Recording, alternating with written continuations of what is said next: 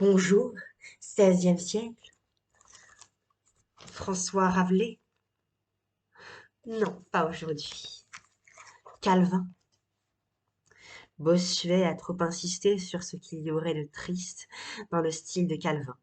Il a parfois une éloquence de pamphlétaire et illustre souvent sa pensée d'images et de comparaisons familières et pittoresques. De la foi. Est-ce cela croire, de ne rien entendre, moyennant qu'on submette son sens à l'Église? Certes la foi ne gît point en ignorance, mais en connaissance, et y scelle non seulement de Dieu, mais aussi de sa volonté.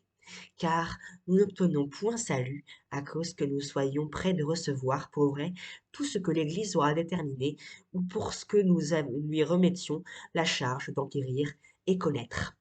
Mais en tant que nous connaissons Dieu, nous, être Père bienveillant, pour la réconciliation qui nous a été faite en Christ, et pour ce que nous recevons Christ comme à nous donner en justice, sanctification et vie. C'est pour cette connaissance, et non point en submettant notre esprit aux choses inconnues, que nous obtenons entrer au royaume céleste. Car la foi gît en la connaissance de Dieu et de Christ, non pas en la révérence de l'Église. Corruption de l'homme. Il nous faut donc distinctement considérer ces deux choses. C'est à savoir que nous sommes tellement corrompus en toutes les parties de notre nature que pour cette corruption, nous sommes à bonne cause damnables devant Dieu, auquel rien n'est agréable sinon justice, innocence et pureté. Et même l'apôtre témoigne que la venue mort est venue sur tous hommes pour ce que tous sont péchés, c'est-à-dire que tous sont enveloppés du péché originel et souillés des macules dissolues.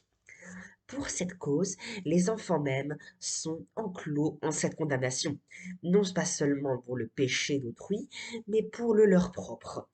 Car combien qu'ils n'aient encore produit fruit de leur iniquité, toutefois ils en ont la semence en eux. L'autre point que nous avons à considérer, c'est que cette perversité n'est jamais oisive en nous, mais engendre continuellement nouveaux fruits, à savoir isse œuvre de la chair que nous avons naguère décrit, tout ainsi qu'une fournaise ardente sans cesse jette flambe et étincelle. De la prédestination. Nous appelons prédestination le conseil éternel de Dieu par lequel il a déterminé ce qu'il voulait faire d'un chacun homme. Car il ne crée pas tous en pareille condition, mais il ordonne les uns à vie éternelle, les autres à éternelle damnation. Ainsi, selon la fin à laquelle est créé l'homme, nous disons qu'il est prédestiné à mort ou à vie.